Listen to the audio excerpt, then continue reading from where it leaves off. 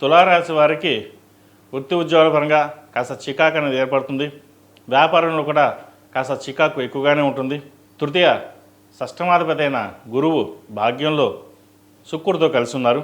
గురువు ఈ వారం అంత బలంగా లేదు. వీరికి వచ్చిన అవకాశాలు వెనక్కి వెళ్ళడం అవి మనోవేదన కారణమవుతుంది. ఉద్యోగం కావచ్చు, వ్యాపారం కావచ్చు, హౌసింగ్ లోన్ కావచ్చు, లేదా బిజినెస్ లోన్ కావచ్చు, ఏదైనా సరే వచ్చే అవకాశాలు చేజారిపోతూ ఉంటాయి. అయితే అధైర్యపడవద్దు. ఏదైనా భగవత్ సంకల్పం మీకు ఎక్కువగా ఉంది.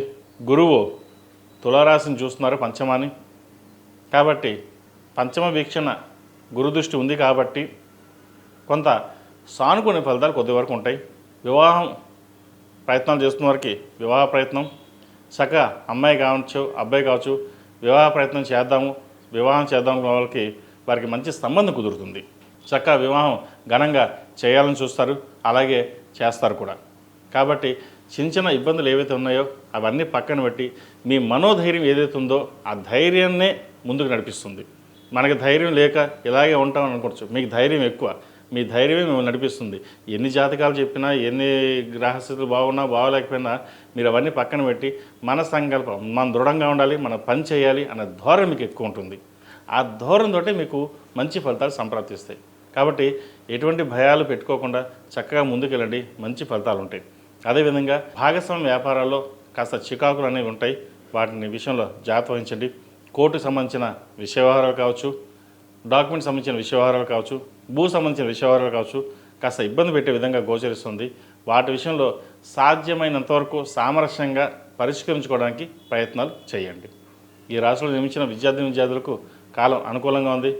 అయితే వచ్చిన అవకాశాలని చేజార్చుకుంటారు.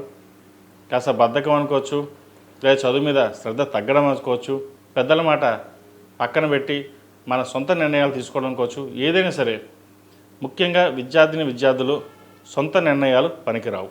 అన్నీ బాగా తెలుసు, అన్నీ బాగున్నాయి, మేము ఏమైనా చేయగలం అనే ధోరణి ఎక్కువగా ఉంటుంది. ఆత్మవిశ్వాసం ఎక్కువగా ఉంటుంది, ఓవర్ కాన్ఫిడెన్స్. దానిని కాస్త తగ్గించుకోవాలి.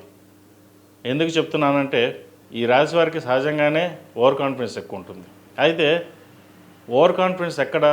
వ్యాపారంలోనూ ఉద్యోగంలోనూ మనకి ఎదగాలన్న తాపత్రయం, లేదా ఎడ్యుకేషన్లో ఎదగాలన్న తాపత్రయం ఉండాలి. చదువు విషయంలో నెగ్లిజెన్సీ లేకుండా చక్కగా చదవండి. మీ కాన్ఫిడెన్స్ ఏదైతే ఉందో ఆ చదువు మీద కాన్సన్ట్రేషన్ ఎక్కువ పెట్టండి. తద్వారా మంచి ఫలితాలు ఉంటాయి. ఈ రాశిలో జన్మించిన స్త్రీలకు ఉద్యోగపరంగా, వ్యాపారపరంగా చక్కగా ఉంది.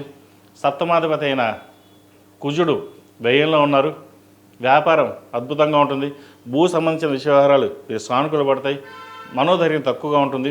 ధైర్యాన్ని పెంచుకుని ముందుకు సాగండి, మంచి ఫలితాలు సంప్రాప్తిస్తాయి.